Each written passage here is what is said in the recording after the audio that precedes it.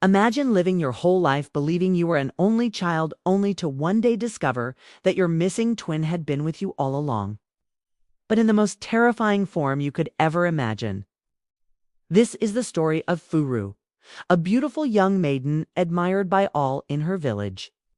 Yet from the shadows of the forest a giant snake seemed to follow her, appearing whenever danger struck, sometimes saving her, sometimes haunting her. What did this creature want from her? Was it a curse, a spirit, or something even more shocking? When the truth finally surfaced, it shattered her world and the entire village's beliefs. The snake was no ordinary beast. It was her blood, her twin, her other half hidden away since birth. Stay with me because this African folktale is about jealousy, betrayal, and a secret that no one could have ever imagined. Nice. If you're already hooked, don't forget to hit that like button. Subscribe for more powerful African folktales and share this story with friends who love deep, mysterious legends. Your support helps us keep these stories alive for the world to hear. In a quiet African village where the red earth met endless green fields, there lived a maiden named Furu. From the moment she was born, whispers followed her name. Her mother had once been the jewel of the village, the woman every man dreamed of marrying. Even the prince himself had failed to win her heart. But Furu, people said, was something else entirely. As she grew, her beauty became a story on its own. Children pointed when she walked by, maidens sighed in envy. And men young and old spoke of her as though she were a goddess sent to walk among them. She carried herself with grace, her laughter soft like river water, her eyes bright like moonlight over calm waters. But admiration often carries a shadow. While some adored her, others watched with jealousy burning in their hearts. And in the silence of the forest, something else seemed to be watching too. It wasn't a neighbor. It wasn't a villager. It was something far more ancient, something that would one day reveal a secret no one in that village could have dreamed of. This is where Furu's story truly begins. One hot afternoon, as the sun painted long shadows across the village, Furu carried her calabash to the stream. The path was familiar, the kind every child could walk blindfolded. But that day the air felt heavy, like the forest itself was holding its breath. As she bent to fill her pot with water, a sound behind her froze her in place. Slowly she turned, and her heart nearly stopped. There it was, a giant snake, its scales glistening in the sunlight, eyes fixed directly on her. It was unlike anything she had ever seen, larger than a man, its body coiled with quiet power. Furu wanted to scream, but fear gripped her throat. The snake slid closer, not striking, not hissing, just watching. At last she found her voice and screamed so loudly that birds burst from the trees. She shut her eyes, expecting the end. When she opened them, the snake was gone, vanished, as though the forest had swallowed it whole. Furu dropped her calabash, water spilling into the dust, and ran all the way home. Breathless, she told her mother what she had seen.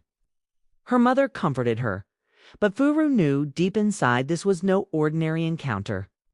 Days turned into weeks, but the memory of that snake would not leave Furu's mind. She began to notice something even more unsettling. It wasn't just that the snake appeared. It appeared at the very moments her life hung by a thread. Once, while gathering firewood, she nearly stepped on a venomous scorpion hidden in the grass. Out of nowhere, the giant snake slid into sight, hissing furiously, until she stepped back in shock. Only then did she see the deadly creature beneath her foot. Another time, as she lingered under a tree, a thick branch suddenly snapped and crashed to the ground mere inches from where she had stood. And once again the snake had been there, staring, silent. Almost as if it had warned her. Fear gripped her, but so did confusion. Was this creature her enemy or her protector? Night after night, Furu dreamed of snakes slithering beside her. Sometimes she even saw herself in their form, hissing and coiling in the dark. She would wake trembling, running to her mother's room for comfort. The villagers would have called it witchcraft. Furu, however, only wondered one thing. Why me? Why does this snake follow me? The answer was closer than she imagined. Furu tried to keep her strange encounters to herself, but in a village, secrets never stay hidden for long. One evening, a maiden named Fury overheard her scream deep in the forest. Curious, Fury followed quietly, only to see Furu standing face to face with the monstrous snake. From a distance, it almost looked as if the creature was listening to her. That was all Fury needed. By the next morning, whispers spread like fire through dry grass. Furu controls snakes. She speaks to dark spirits. She is not like us. Some villagers looked at her with suspicion, their conversations falling silent when she passed. Others believed it was nothing more than Fury's jealousy, for Furu's beauty had always outshone hers. Still, the seed of doubt had been planted. Mothers warned their children not to walk too close to her. Men who once sang her praises now kept their distance, unsure if she was blessed or cursed, and yet Furu had no explanation. She had never called upon the snake, never asked for its presence. But it kept appearing, and now the whole village believed she was tied to forces beyond their understanding. The rumor would soon cost her more than just her reputation. Despite the whispers, Furu's beauty was too radiant to be ignored. Many young men still longed for her hand, but she turned them all away. Her heart was already given to Temuno, a strong and handsome farmer whose laughter warmed her like morning sun. He promised her a future of love and peace, and for the first time Furu allowed herself to dream of happiness. Temuno was serious. He visited her parents, spoke with respect, and declared his intention to marry her. The village prepared for the introduction ceremony, drums ready to sing, women eager to dance. Furu dressed in her finest cloth that day, her smile brighter than the festival torches. But as the gathering began, the impossible happened. Out of the shadows, the snake appeared, sliding straight into the center of the celebration. Its massive body coiled, its tongue flickered, and chaos erupted. Guests scattered, women screamed, children ran, and even Temuno fled in terror. From that moment, everything changed. Temuno never returned. He spoke not a word to Furu again. And the villagers, already suspicious, now saw their worst fears confirmed. Furu was broken.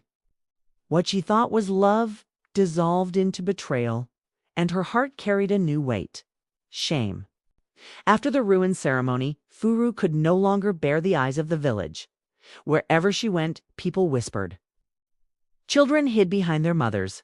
Men turned away, and women crossed themselves as if warding off evil.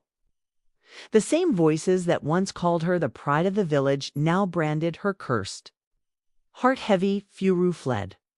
She left the home she had always known and sought shelter in a neighboring village with her mother as old friend, Eben.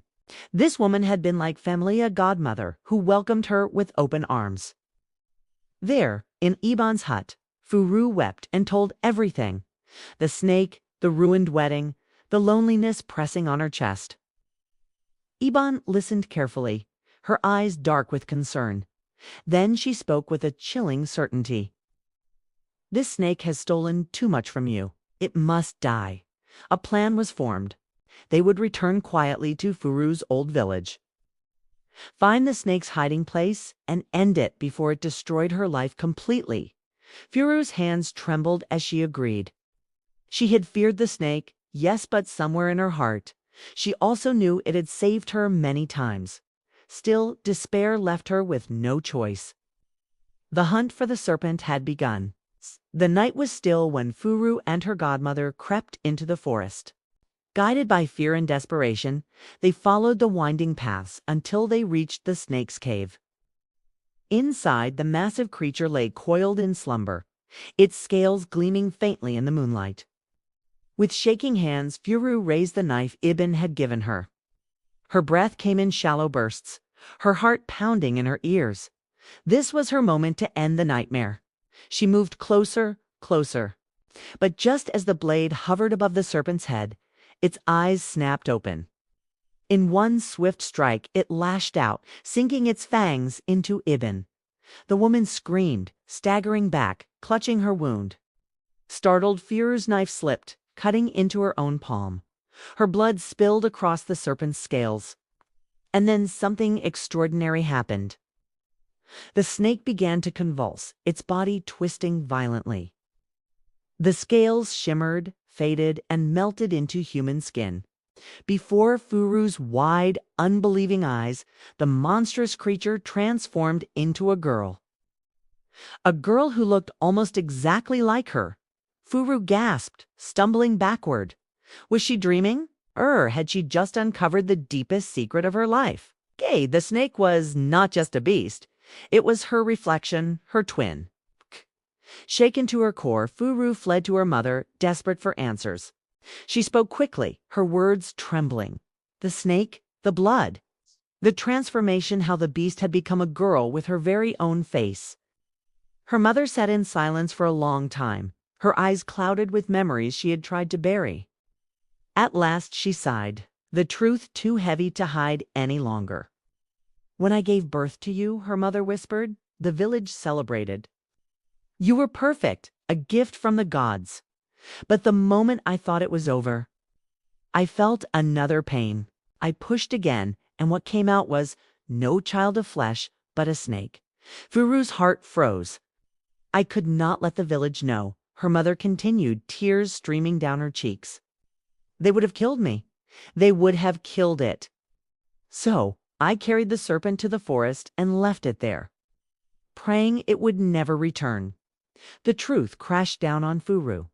The snake she had feared, the protector she could not understand, was not a stranger at all. It was her twin, her blood, her other half abandoned to the wild. When Furu and her mother returned to the forest, they found the transformed girl trembling, confused and afraid. But beside her stood Ibn, the godmother, behaving strangely. Her eyes were wild, her laughter sharp and broken, as though madness itself had taken root in her mind. Then came the confession. Between bursts of laughter and tears, Ibn revealed the truth she had hidden for years. Long ago, she and Furu's mother had been close sisters of the heart. But jealousy poisoned that bond. I loved a man, Ibn cried, and he loved your mother instead. When she became pregnant, I could not bear it. I sought out a juju man, begged him to curse her child. I asked that her baby be born as a serpent, a thing of shame. Her voice cracked into hysterical laughter. I thought the curse had failed when you were born. Perfect, Furu. I never knew she carried twins. My curse struck one and left the other. Her body shook, her mind unraveling before their eyes. The village would later say madness was her punishment for tampering with evil. But for Furu, one truth rang louder than all else. The snake was not cursed. She was her sister.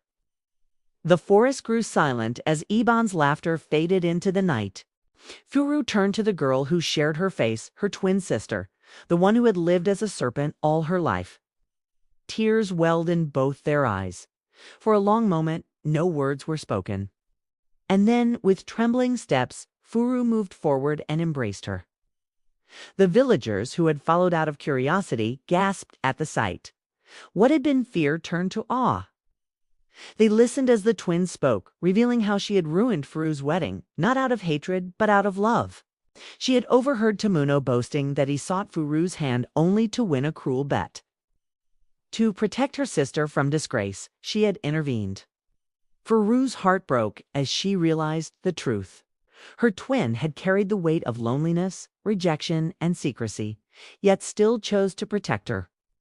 The sisters clung to each other, their bond unshaken, their story rewriting the whispers of the village. From that day on, Furu and her twin were inseparable, living proof that blood ties run deeper than curses, deeper than fear. And that, dear friends, is the tale of Furu and the twin she never knew. If you're new to this channel, don't forget to subscribe, drop a like, and share this story to keep African folk tales alive.